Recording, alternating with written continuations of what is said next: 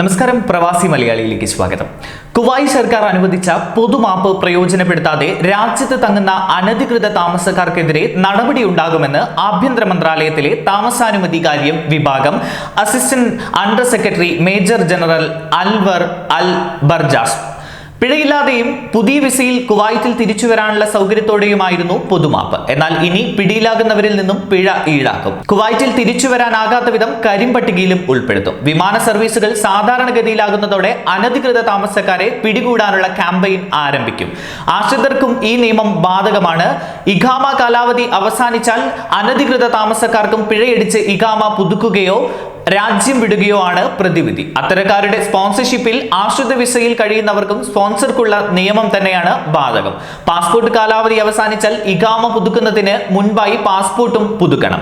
നിശ്ചിത പ്രായം തികഞ്ഞവരുടെ ഇഖാമ പുതുക്കൽ, സ്വദേശി വിദേശി ജനസംഖ്യാനുപാതം കുറയ്ക്കുന്നതിനുള്ള നടപടികൾ തുടങ്ങിയ പല കാര്യങ്ങളും വിവിധ സമിതികളുടെ പഠനത്തിലാണ്.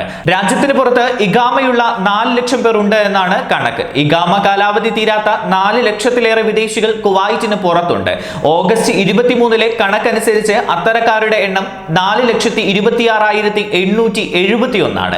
ഇഖാമ കാലാവധി അവസാനിച്ചവർക്ക് കുവൈറ്റിൽ പ്രവേശനം അനുവദിക്കുകയുമില്ല. സന്ദർശക തൊഴിൽ ആശ്രിത വിസ ലഭിച്ചവർ നിയമപ്രകാരം നിർണയിക്കപ്പെട്ട കാലാവധിക്കുള്ളിൽ കുവൈറ്റിൽ എത്തിയില്ലെങ്കിൽ പ്രവേശനം അനുവദിക്കില്ല. ആരോഗ്യ മന്ത്രാലയത്തിന്റെ നിർദ്ദേശം പാലിച്ച് സർക്കാർ കൈക്കൊള്ളുന്ന തീരുമാനമനുസരിച്ച് മാത്രമാകും ഇനി വിസ നൽകുക. നിലവിൽ പുതിയതായി വിസ നൽകുന്നില്ല. ന്യൂസ് ഡെസ്ക്, പ്രവാസി മലയാളി.